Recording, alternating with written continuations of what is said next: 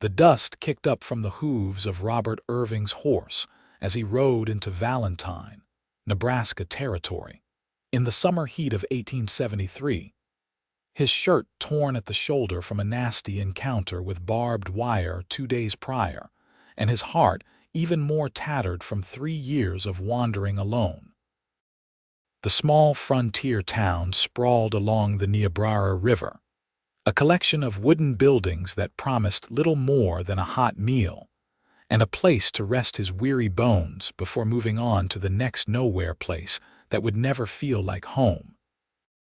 Robert had been drifting since the war ended, taking work where he could find it, driving cattle, breaking horses, doing whatever kept him moving forward because standing still meant remembering all he had lost.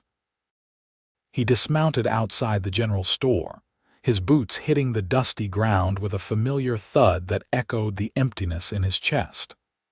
At 26 years old, he felt twice that age, worn down by loneliness and the endless horizon that stretched before him with no one to share it.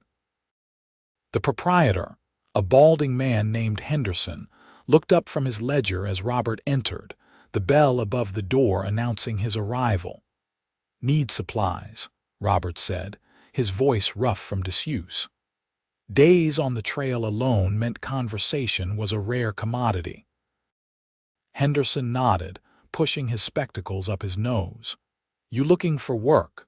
Thornton Ranch is hiring hands for the season." Robert considered it. The Thornton spread was one of the larger operations in the area, and steady work meant steady pay. He had enough saved to keep moving, but winter would come eventually, and a man needed more than pride to survive the Nebraska cold. "Might take them up on that. Where can I find the foreman?" "Head north about 5 miles. Big white house, you cannot miss it."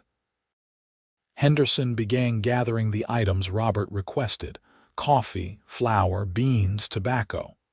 "Fair warning, though, they have got some Apache living on the edge of their property. Peaceful folk, but some of the hands do not take kindly to them." Robert's jaw tightened. He had fought in the war, seen men kill each other over ideology and land, and he had long since grown tired of hatred. "Long as they leave me be, I will leave them be." Henderson grunted his approval and tallied up the purchases. Robert paid, gathered his supplies, and was about to leave when the door opened again. A young Apache woman entered, her dark hair braided down her back, her dress a simple brown cotton that had seen better days but was clean and well-maintained. She moved with quiet confidence, her eyes taking in the store before landing on Henderson. "Mr. Henderson, I have the moccasins your wife ordered," she said, her English clear and unaccented, though there was a musical quality to her voice that spoke of another tongue beneath it. "Ah, Teresa, thank you kindly." Henderson took the wrapped package she offered and examined the contents. "Fine work as always. Martha will be pleased, Teresa." The name seemed to suit her, though Robert wondered if it was the name she was born with or one adopted for easier interaction with the white settlers. She could not have been more than 22 or 23, with dark, intelligent eyes that missed nothing. When those eyes met his, Robert felt something shift in his chest, a crack in the wall he had built around his heart. "You are new here," she said, not quite a question. "Passing through," Robert replied, then found himself adding, "Maybe staying on at the Thornton Ranch if they will have me." Something flickered across her face, too quick for him to read. Henderson interjected, "Teresa here does mending and leather work, best hands in the county. Her mother taught her before she passed." Teresa's expression remained neutral, but Robert saw the brief flash of pain at the mention of her mother. He knew that particular wound well enough. "I am sorry for your loss," he said quietly. She studied him for a long moment, as if trying to determine whether his sympathy was genuine. Whatever she saw seemed to satisfy her because she nodded once. "Thank you. It has been 2 years now, The grief becomes something you carry rather than something that carries you. Robert understood that too. He had been carrying his own grief for so long it had become part of him, like the scars on his back from Confederate shrapnel. That it does. Henderson cleared his throat, breaking the moment. Teresa, this is Robert Irving. Robert, Teresa Begay. Pleased to meet you, Robert said, touching the brim of his hat. And you, Teresa replied. Her gaze dropped to his torn shirt and she frowned slightly. That needs mending before it tears further. The fabric is weak around the shoulder. Robert glanced down at the damage he had been ignoring.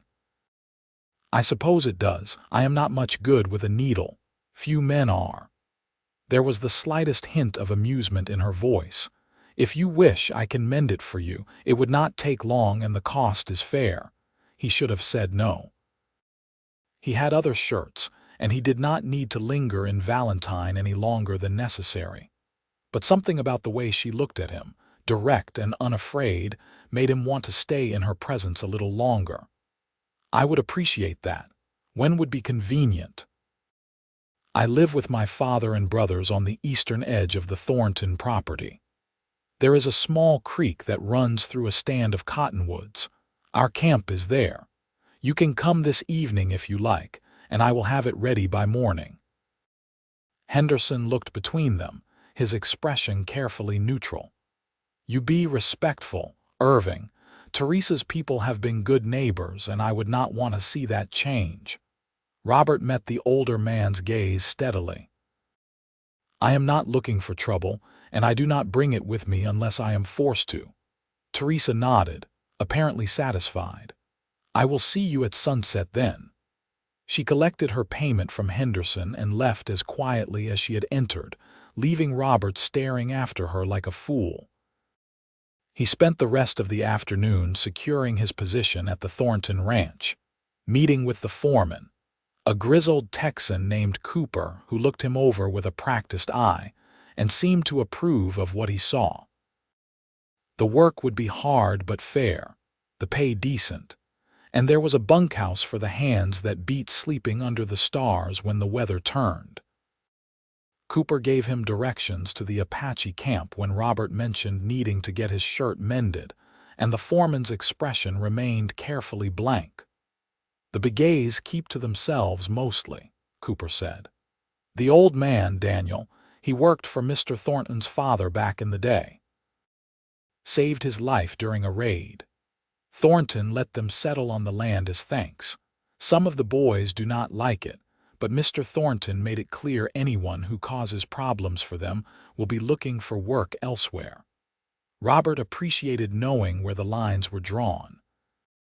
He had no intention of crossing them. When the sun began its descent toward the horizon, painting the sky in shades of orange and pink, he saddled his horse and followed the creek east until he saw the smoke from a cooking fire rising above the cottonwoods.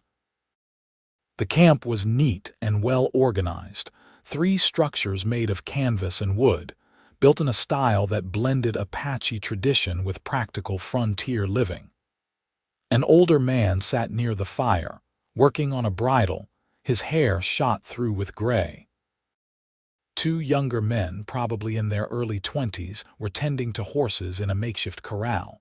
They all looked up as Robert approached, their expressions wary but not hostile. Robert dismounted slowly, keeping his hands visible. Evening. I am Robert Irving. Teresa said I could come by about mending my shirt.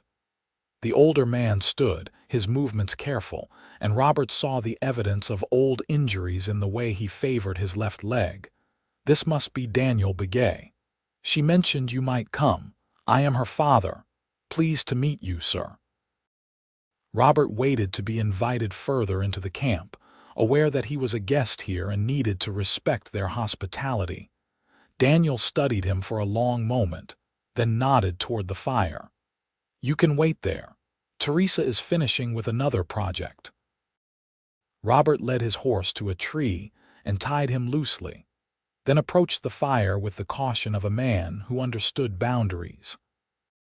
The two younger men introduced themselves as James and William, Teresa's brothers, and their English names told Robert that this family had found ways to navigate between two worlds. The conversation was stilted at first, the natural wariness of strangers feeling each other out, but when Robert mentioned he had worked with horses in Montana, James's reserve thawed slightly. "What kind of horses?" James asked. "Mustangs mostly. Wild ones that needed breaking." "Hard work but good animals once you earned their trust." William leaned forward, interested despite himself. "We have been trying to gentle a mare Mr. Thornton gave us. She is smart but stubborn." "The smart ones usually are," Robert said with a slight smile. "Takes patience more than force. You have to show them you are worth trusting. Is that your philosophy with everything?"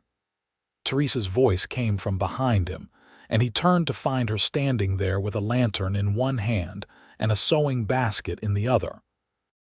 She had changed into a different dress, this one a deep blue that brought out the warmth in her skin. Robert stood, suddenly feeling awkward. "I suppose it is. Never saw the point in forcing things that need time. A rare quality in a man." She gestured toward one of the structures. "You can give me the shirt and I will begin working on it. Unless you have another to wear back." He did, but it was in his saddlebag, and the idea of being bare-chested in front of her made him feel oddly vulnerable. Still, there was nothing for it. He unbuttoned the damaged shirt and shrugged out of it, trying not to notice the way her eyes followed the scars across his ribs and back. He pulled a clean shirt from his bag and put it on quickly, handing her the torn one. Her fingers brushed his as she took it, and he felt that spark again, the one that had surprised him in the general store. Teresa's eyes met his, and he wondered if she felt it too, but her expression gave nothing away. "This will take a few hours if you want it done properly. You are welcome to stay by the fire, or you can return in the morning." "I will stay if that is all right with your father," Robert said, surprising himself.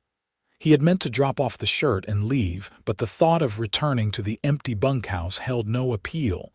Daniel nodded slowly. "You are welcome at our fire.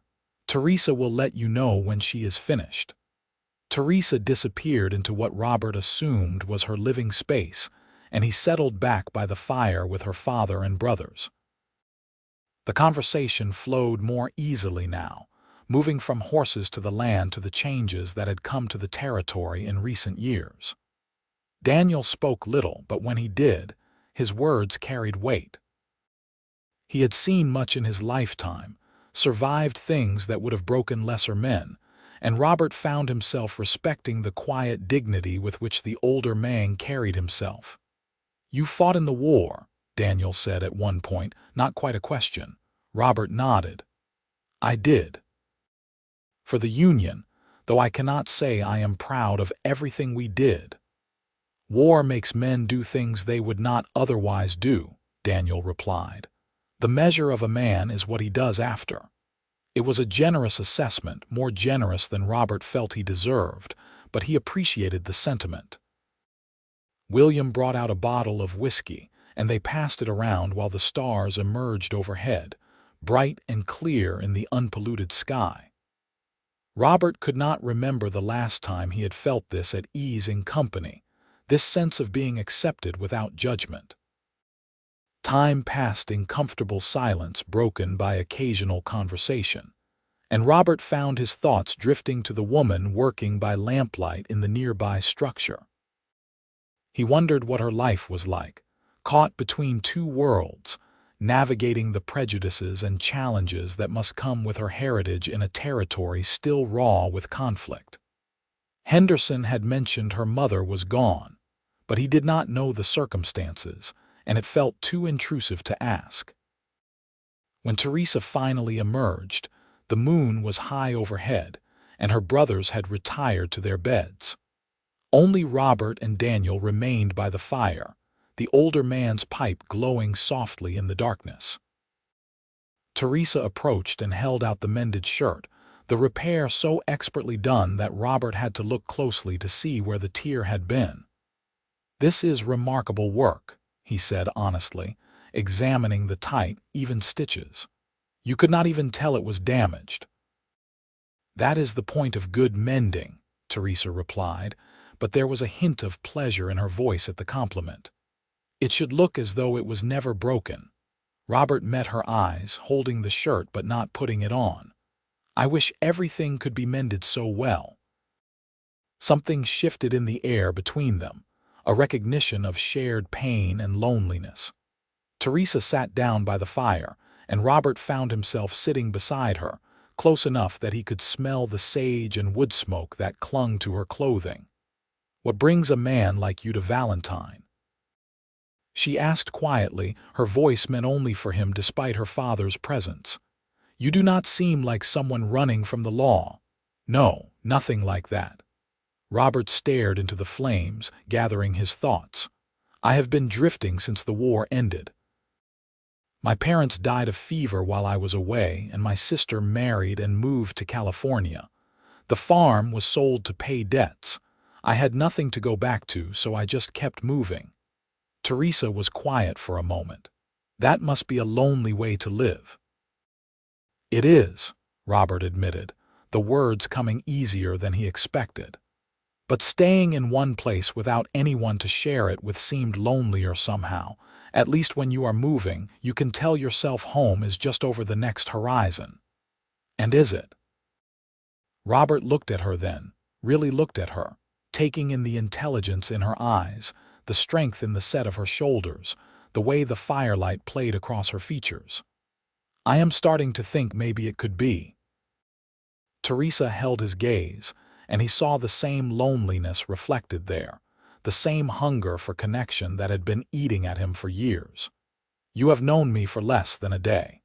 I know. But sometimes you can see the truth of a person quickly if you are paying attention." "And I have been paying attention." A smile tugged at the corner of her mouth, the first real smile he had seen from her. "So have I." Daniel cleared his throat softly, reminding them of his presence. "It is late." "Robert, you are welcome to sleep by the fire if you do not want to ride back in the dark." It was a test of sorts, Robert realized, an offer of trust and hospitality that would reveal what kind of man he was. "I appreciate that, sir. I will take you up on it." Teresa stood, her hand briefly touching his shoulder. "Sleep well, Robert Irving. Thank you for your honesty tonight." "Thank you for mending more than just my shirt," he said quietly, and was rewarded with another small smile before she disappeared into her dwelling. Robert lay by the dying fire, his saddle as a pillow, and stared up at the vast expanse of stars overhead. For the first time in years, he felt the stirring of something like hope in his chest. He was not fool enough to think one evening of conversation meant anything certain, but it was a beginning, and beginnings were precious things he had thought lost to him. The next morning dawned clear and cool, the summer heat not yet risen from the earth. Robert woke to the sound of horses and the smell of coffee brewing. William was up already, tending to the animals, and he nodded a greeting as Robert sat up and tried to work the stiffness from his back. Teresa emerged from her dwelling with a pot of coffee and some cornbread wrapped in cloth. "I thought you might be hungry before you head to the ranch." "You thought right," Robert said gratefully, accepting the offered breakfast. The coffee was strong and bitter, exactly what he needed, and the cornbread was sweet with honey. They ate together in companionable silence, watching the sun paint the sky in shades of gold and rose. "Will you come back?" Teresa asked when they had finished, her voice carefully neutral. Robert wanted to say yes immediately, but he forced himself to consider the question seriously. Coming back meant more than just visiting. It meant pursuing something with her, and that carried complications he needed to be honest about. "I would like to if you want me to." "I do." She met his eyes directly, no games or pretense. "But you should know that being seen with me will cause you difficulties." Some of the men at the ranch, they do not approve of my family living here. If they see you coming to our camp, there will be talk." "Let them talk," Robert said firmly. "I have spent 3 years not caring what anyone thinks of me. I am not about to start now." Teresa studied him, searching for any sign of doubt or dishonesty. Whatever she found must have satisfied her because she nodded. "Then yes, I would like you to come back. Tomorrow evening if you can." "Tomorrow evening," Robert confirmed, his heart feeling lighter than it had in years. The work at the Thornton Ranch was as hard as Cooper had promised, but Robert welcomed it. The physical labor kept his body occupied while his mind wandered to dark-haired women with gentle hands and direct gazes. He worked alongside a dozen other ranch hands, most of them decent men focused on their jobs, but there were a few who seemed to take issue with everything from the weather to the color of the sky.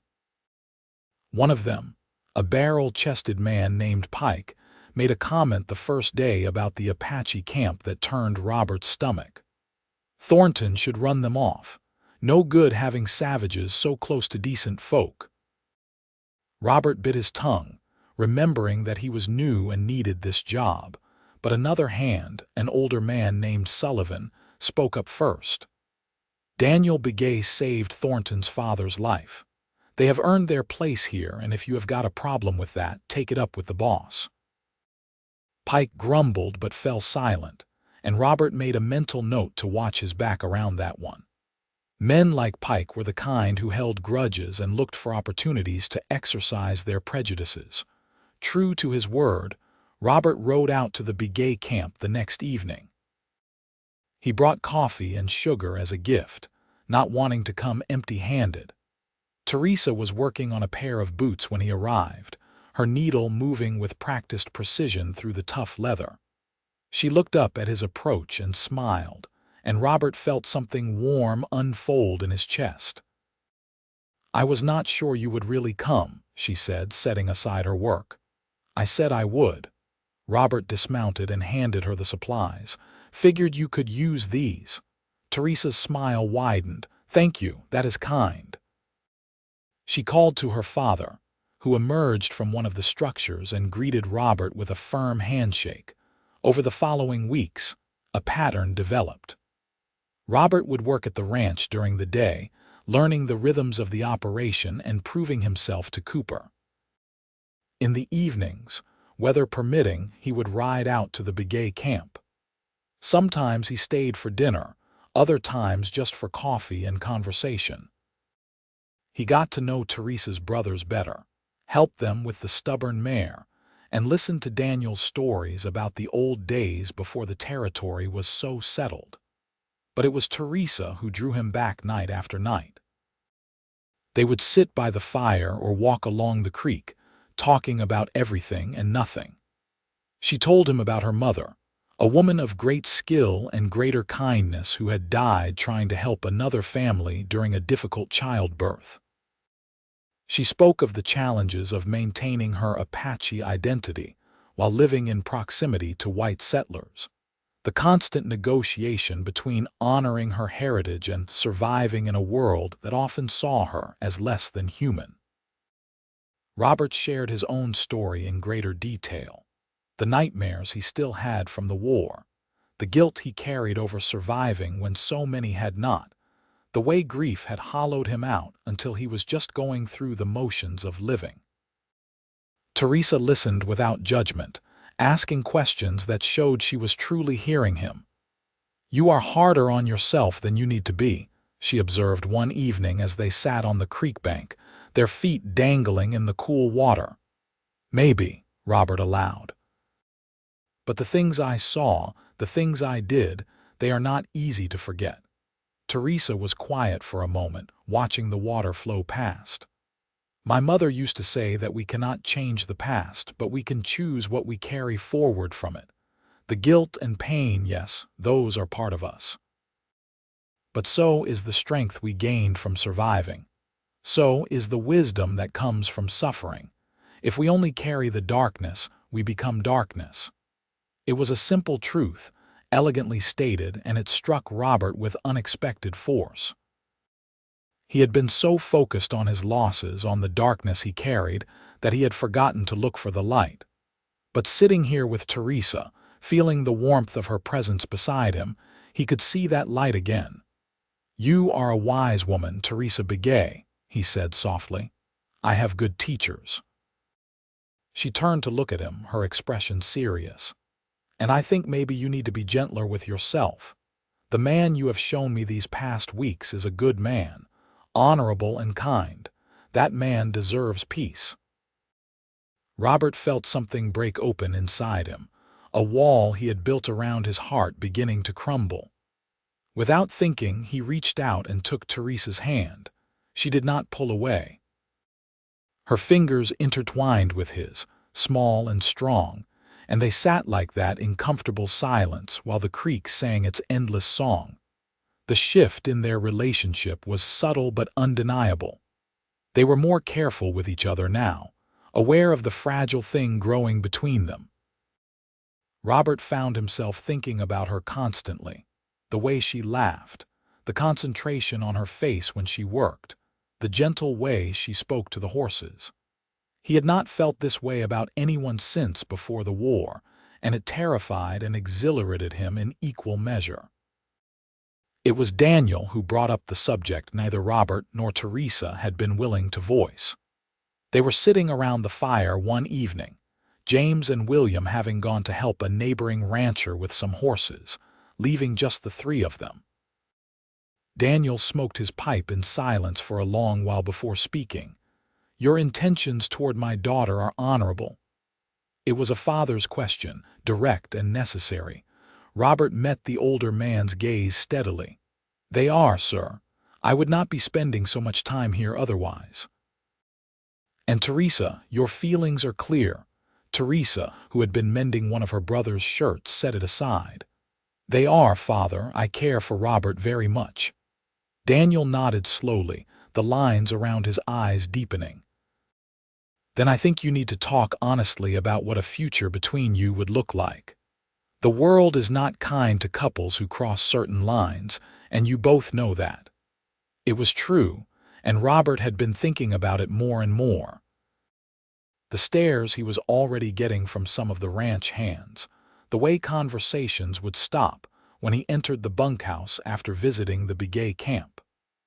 Pike had made several pointed comments that Robert had ignored, but he knew the tension was building. "I am aware of the challenges," Robert said carefully. "But I have also lived alone for 3 years, and I have been more miserable during that time than at any other point in my life.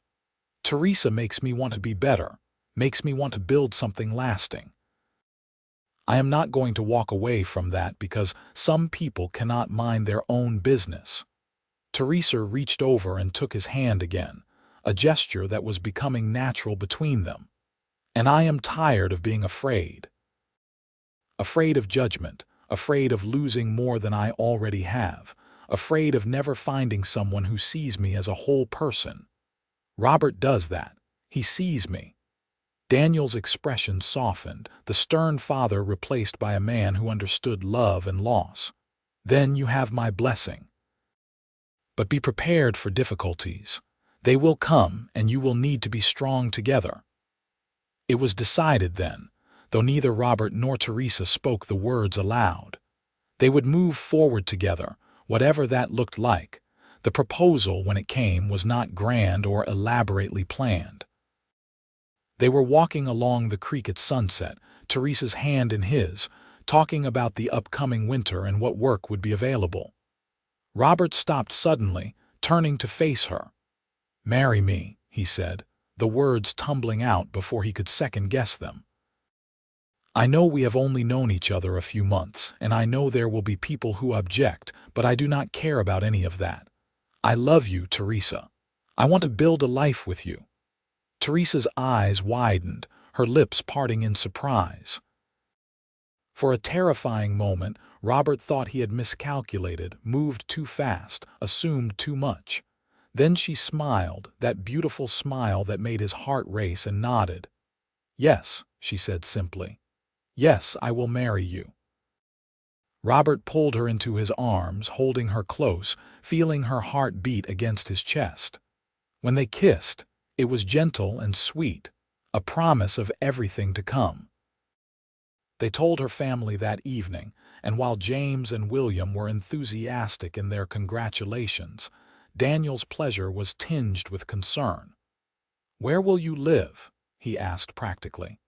"Robert, will the ranch let you keep working if you marry an Apache woman?" It was a fair question, one Robert had been considering. "I have some money saved, not enough to buy land outright, but enough to make a start. I was thinking about talking to Mr. Thornton directly, seeing if he might be willing to sell me a small parcel. I have proven myself as a worker and Cooper speaks well of me. And if he says no," Teresa asked quietly, "then we go somewhere else. Montana maybe, or Colorado, somewhere we can make a fresh start." Robert squeezed her hand. "I am not afraid of hard work or starting over. I have done both before." Teresa nodded, determination settling over her features. "We will figure it out together." The next day, Robert requested a meeting with Samuel Thornton, the ranch owner. Thornton was a man in his 50s, weathered by sun and wind, but with kind eyes that suggested a fair temperament. He listened as Robert explained his situation, his desire to marry Teresa Begay, and his hope to purchase a small piece of land where they could build a life. Thornton leaned back in his chair, considering. "You are a good worker, Irving. Cooper tells me you are one of the best hands he has had in years, and I know Daniel Begay well. His daughter is a fine woman." "She is, sir. But you understand that some of my men will not like this. Pike, for one, has already been complaining about you spending time at the Begay camp." Robert nodded. "I know, but I also know that you have the final say in who works on your land, and you have made it clear that anyone who causes problems for the Begays will answer to you." Thornton smiled slightly. "You have been paying attention. That is good." He stood and walked to the window, looking out over his land. "I will sell you 20 acres on the southern edge of my property. It has good water, decent grazing, enough timber for building. The price will be fair, and I will give you time to pay it off. In exchange, you will continue working for me until the debt is settled, and you will help keep the peace among my hands." Relief flooded through Robert. "That is more than generous, sir. Thank you. Do not thank me yet. You will have your work cut out for you building a homestead and dealing with the prejudice you are bound to face. But if you are determined, and if Teresa is willing, then I will support you. Daniel Begay earned my family's loyalty a long time ago, and that extends to his daughter." They shook hands, and Robert left Thornton's office feeling lighter than he had in years. He had land, or would have once he finished paying for it. He had work. And most importantly, he had Teresa. The wedding was simple, held at the Begay camp with just family present. There was no minister willing to perform the ceremony given the bride's heritage. So Daniel performed a traditional Apache blessing while Robert and Teresa spoke their own vows to each other. Robert promised to honor and protect her, to see her as his equal in all things, to build a life worthy of the gift she was giving him. Teresa promised the same, her voice strong and clear, her eyes never leaving his. They sealed their union with a kiss while her brothers cheered, and Daniel smiled his rare smile.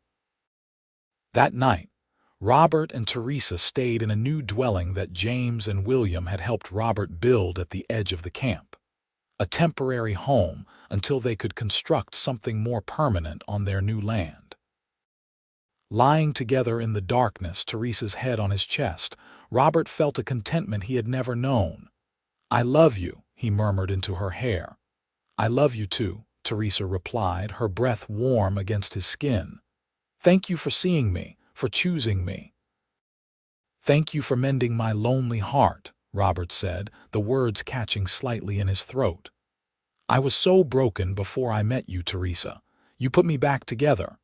She lifted her head to look at him, her fingers tracing the line of his jaw. We put each other back together. That is what love does. It heals the broken places. They made love slowly, gently, learning each other's bodies with reverence and care. Afterward, they lay tangled together, talking quietly until sleep claimed them both. The next months were a blur of hard work and harder lessons.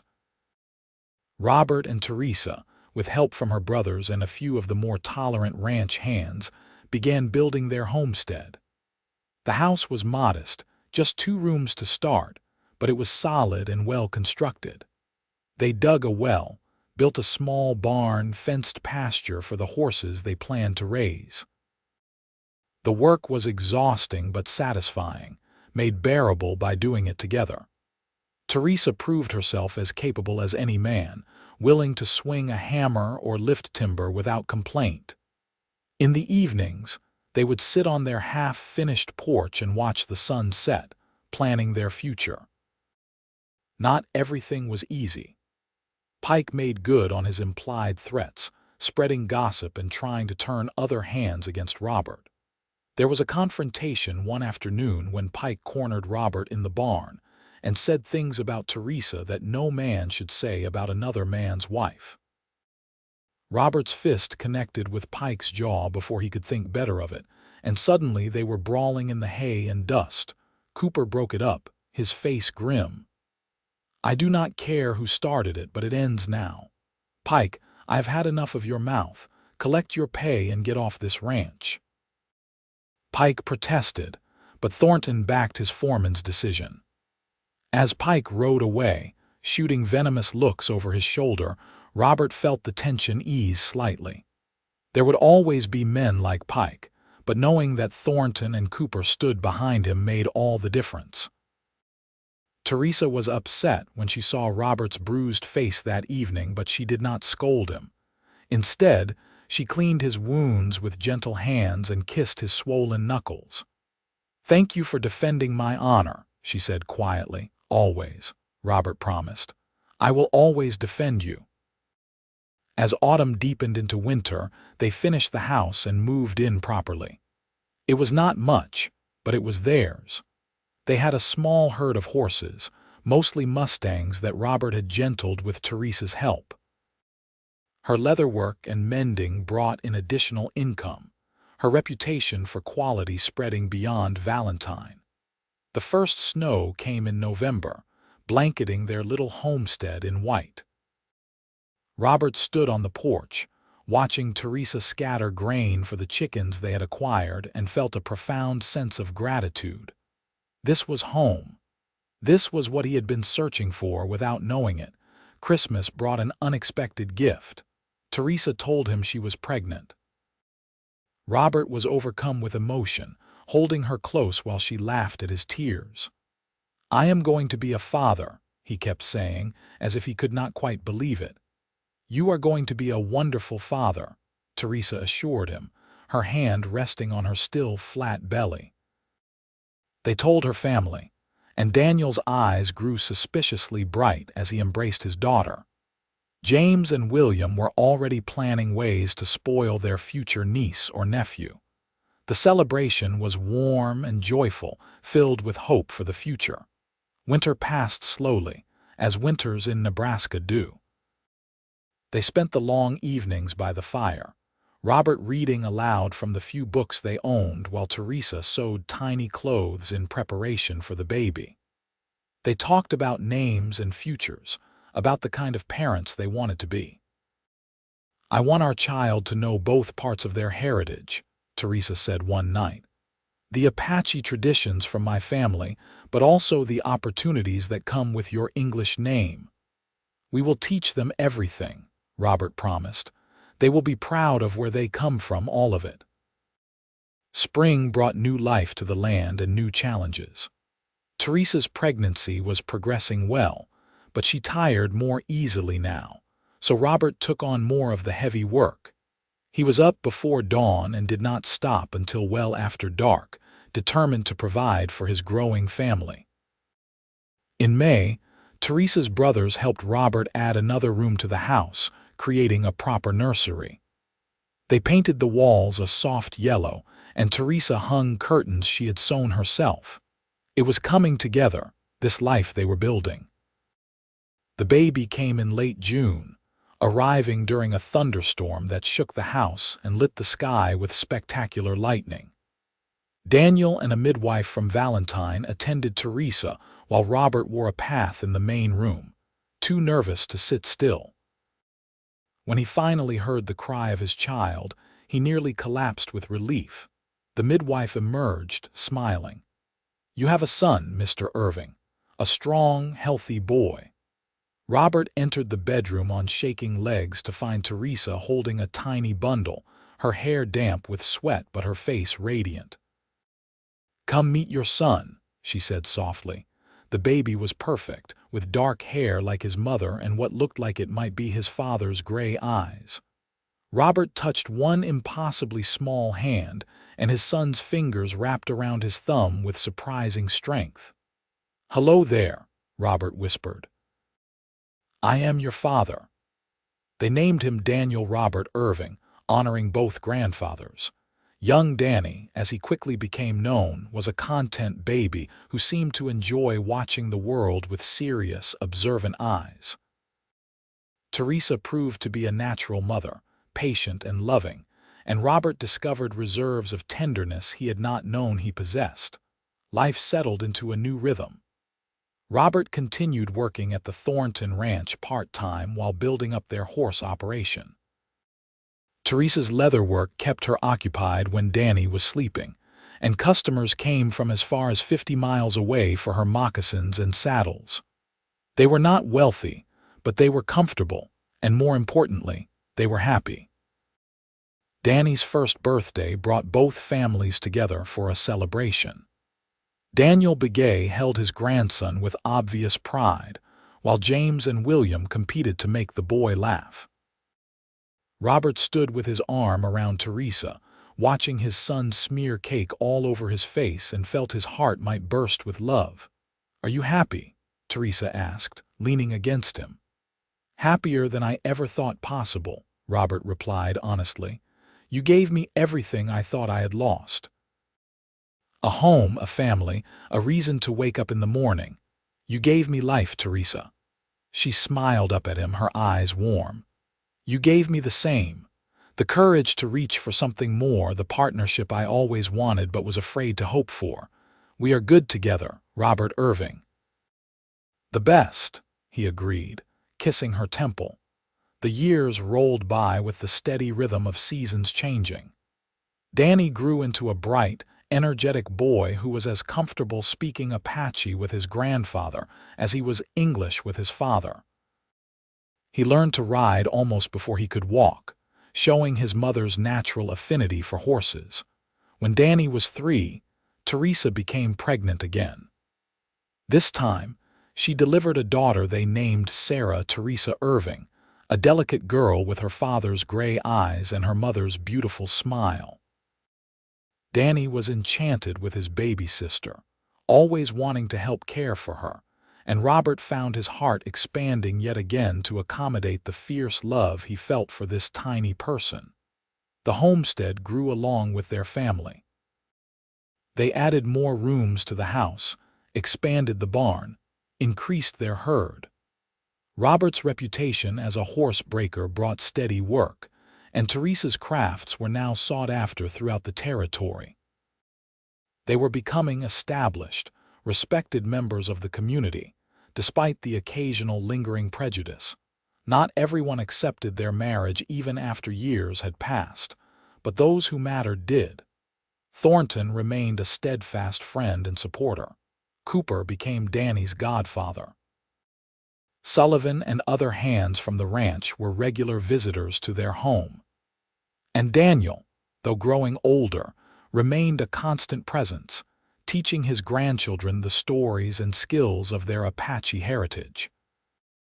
When Sarah was 2 and Danny 6, Teresa surprised Robert with the news that she was pregnant again.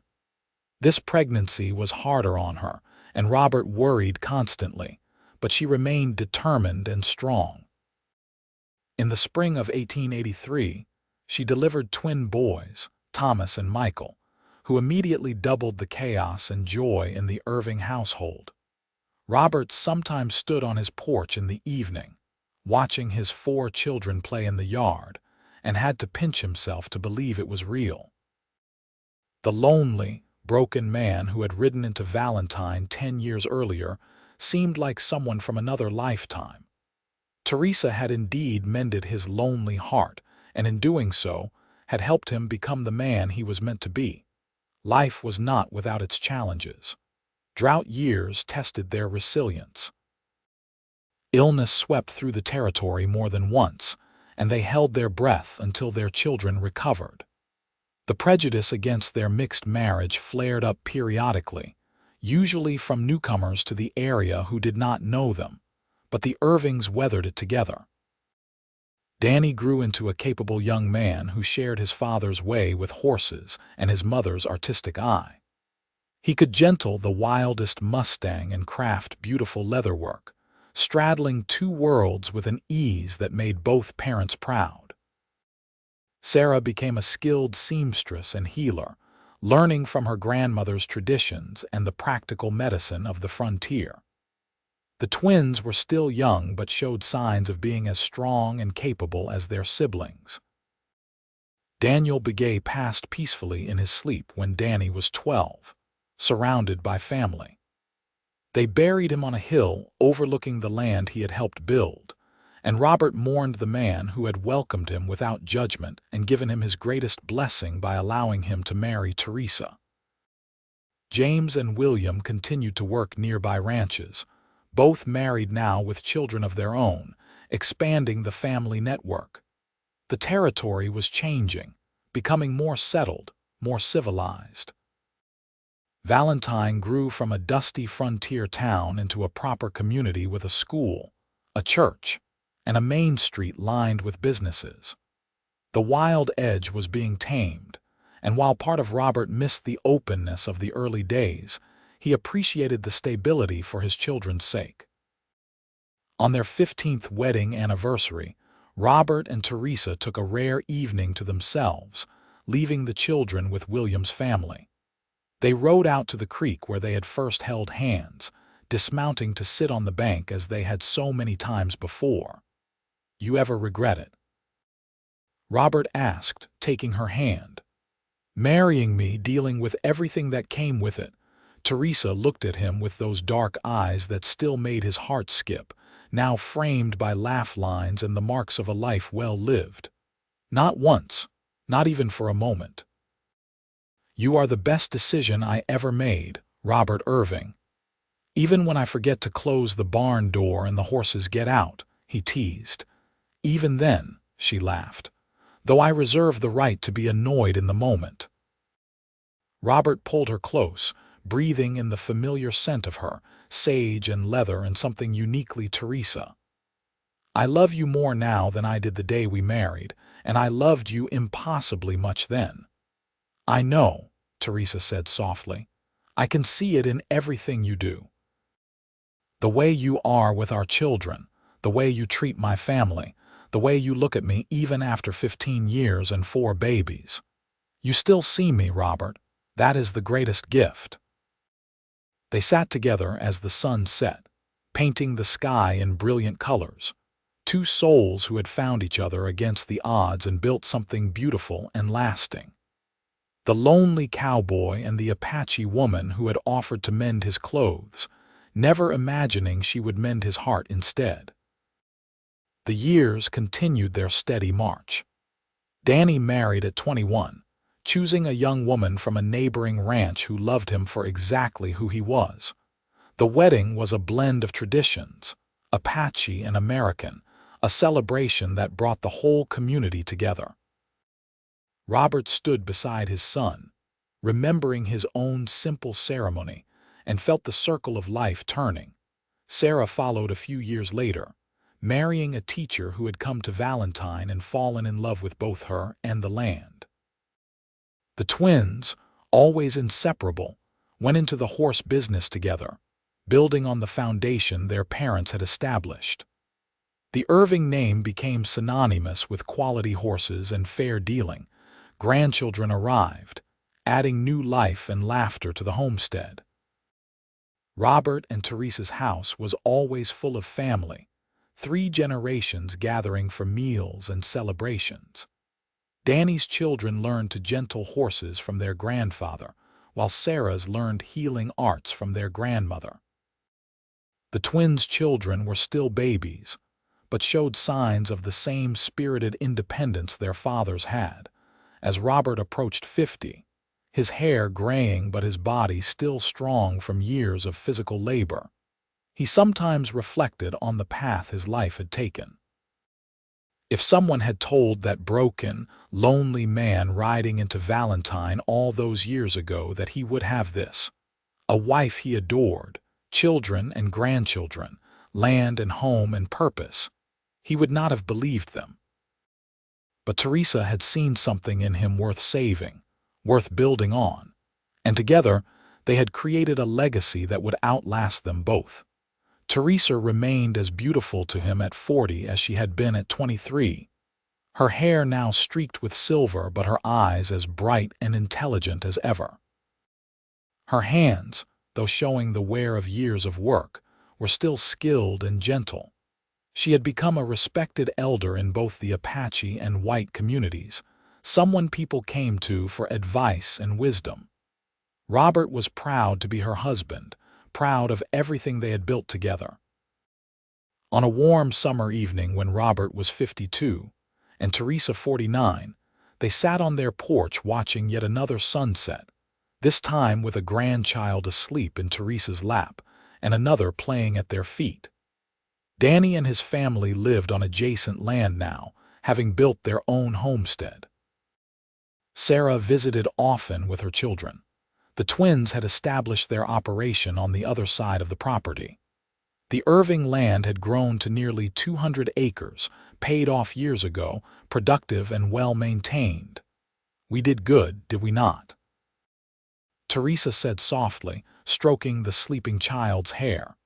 We did better than good, Robert replied, his hand finding hers as it always did. We built something real and lasting. We raised good children who are raising good children. We loved each other well. We still do, Teresa corrected with a smile. We still do, Robert agreed, and will continue to do so for whatever years we have left. It was a promise he kept. Through the years that followed, as their children's children grew and began families of their own, Robert and Teresa remained the center of their extended family. They were the example everyone looked to, proof that love could overcome prejudice and division, that two people from different worlds could create something beautiful together. When Robert was 60, Danny came to him with a problem. A neighboring rancher was trying to force him off his land, using legal technicalities and questionable claims. Robert, drawing on years of experience and the network of relationships he had built, helped his son navigate the challenge. Thornton, now in his 80s but still sharp, provided crucial testimony. The matter was resolved in Danny's favor and the family land remained secure. It was a reminder that the battles were never truly over, that prejudice and greed were constants that had to be actively resisted. But it was also a reminder that they were not alone, that the community they had helped build would stand with them. Teresa's health began to decline when she was in her late 50s. Nothing dramatic, but a gradual slowing that worried Robert. She assured him it was natural aging, but he insisted on bringing in doctors from Omaha, determined to give her every possible advantage. They could find nothing specifically wrong, just the general wearing down that came with a life of hard work and multiple childbirths. Robert adjusted their routine, taking on more of the physical labor, making sure Teresa had time to rest. She protested, but eventually accepted his help, understanding that caring for her was one of the ways he showed his love. They spent more time sitting together, talking, remembering, planning for a future that now included great-grandchildren. The homestead continued to thrive under Danny and his brother's management, allowing Robert and Teresa to step back and simply enjoy their later years. They traveled occasionally, venturing to Omaha and even once to San Francisco to visit Robert's sister, who they had reconnected with years earlier. But they always returned to Valentine, to the land and home they had built together. On their 40th wedding anniversary, the entire family gathered for a celebration. Nearly 50 people crowded onto the Irving land, 4 generations of family that existed because a lonely cowboy had met an Apache woman who offered to mend his clothes and ended up mending his heart. There was food and music and laughter, stories told and memories shared. Robert stood to make a toast, Teresa beside him, her hand in his as it had been for 4 decades. 40 years ago, I rode into Valentine with nothing but a torn shirt and a broken heart. I met a woman who saw past my pain to the man I could become. Teresa, you saved my life in every way a person can be saved. You gave me love, family, home, purpose. Everything good in my life comes from you. Teresa's eyes were bright with tears. And you gave me the courage to be fully myself, to reach for happiness instead of settling for survival. You saw me, Robert, really saw me, and that made all the difference. Their children and grandchildren applauded, and the celebration continued long into the night. Robert and Teresa danced as they had at their wedding, a simple waltz under the stars, and Robert marveled that he could still feel the same flutter in his chest when she smiled at him. The seasons turned, as seasons do. Robert and Teresa grew older but not apart. If anything, their bond deepened with each passing year, the companionship of 2 people who had truly become one. They knew each other's thoughts, finished each other's sentences, communicated with looks and touches that needed no words. Robert was 68 when Teresa fell ill with pneumonia one harsh winter. Despite their doctor's best efforts and Robert's constant care, she weakened steadily. On a cold February night, surrounded by her children and grandchildren, Teresa Begay Irving took her last breath, her hand clasped in Robert's. The grief was devastating, a physical pain that Robert felt in every cell of his body. This was the woman who had saved him, who had walked beside him for 45 years, who had given him everything that mattered. The world seemed impossibly dark without her light. They buried her on the hill beside her father, overlooking the land they had built together. The entire community turned out for the funeral, a testament to the impact she had made. People spoke of her kindness, her skill, her wisdom, her strength. Robert listened, grateful that others had seen what he had always known, that Teresa was extraordinary. The months after her death were the hardest of Robert's life, even harder than the lonely years before he met her. At least then, he had not known what he was missing. Now he knew exactly what he had lost. He moved through his days mechanically, going through motions without real purpose. It was his grandchildren who pulled him back to life. They needed him, wanted to hear stories about their grandmother, wanted to learn the things she had taught him. Sarah brought her children to visit every week, sitting with her father and letting him talk about Teresa for hours. Danny made sure Robert ate and stayed warm, refusing to let his father give up. Slowly, painfully, Robert found a way to live with the grief. He understood what Teresa had meant all those years ago about grief becoming something you carry rather than something that carries you. She was gone, but she was also everywhere. In the house they had built, in the children they had raised, in every corner of the life they had created together. Robert lived another 5 years after Teresa's death, years spent with his family, teaching his grandchildren and great-grandchildren, tending the land he loved. He never remarried, never even considered it. Teresa had been the love of his life, the only love he needed or wanted. When his own time came, on a warm summer evening very much like the one when he had first kissed Teresa by the creek, Robert Irving died peacefully in his sleep. His family gathered to mourn and celebrate a life well lived, a legacy of love and perseverance that would continue through the generations. They buried him beside Teresa on the hill, husband and wife reunited. The headstone was simple: Robert Irving, beloved husband, father, grandfather, and great-grandfather. And beside it, Teresa Begay Irving, beloved wife, mother, grandmother, and great-grandfather. Two lives intertwined, two hearts that had beaten as one. The Irving homestead continued to thrive, passed down through Danny and his siblings, then to their children and grandchildren. The story of Robert and Teresa became family legend, told and retold, a reminder that love could bridge any divide, that two broken people could heal each other and create something beautiful. In Valentine, Nebraska, which had grown from a dusty frontier town into a thriving small city, people still spoke of the Irvings. The cowboy who had ridden in alone and lost, and the Apache woman who had offered to mend his clothes and ended up mending his lonely heart instead. It was a story of its time and place, but also timeless, a testament to the power of love to overcome prejudice, loneliness, and loss. The land they had claimed and worked so hard to build remained in the family, generation after generation adding their own chapters to the story. But it all traced back to that first meeting in Henderson's general store, when two wounded souls recognized something in each other and chose to take a chance. Robert and Teresa's love story was not grand or dramatic in the way of legends. It was built on quiet moments, shared labor, patient understanding, and the daily choice to honor and cherish each other.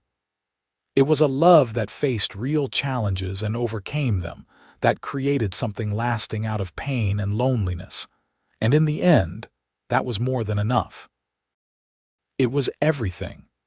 The lonely cowboy had found his home, not in a place but in a person, and together they had built a life worth living. Teresa had indeed mended his clothes that first time they met, but more importantly, she had seen the broken pieces of his heart and patiently, lovingly, put them back together.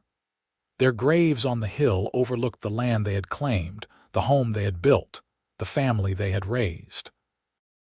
Even in death, they were together, their legacy living on in every child who carried their blood, every value they had instilled, every lesson they had taught about love, acceptance, and perseverance.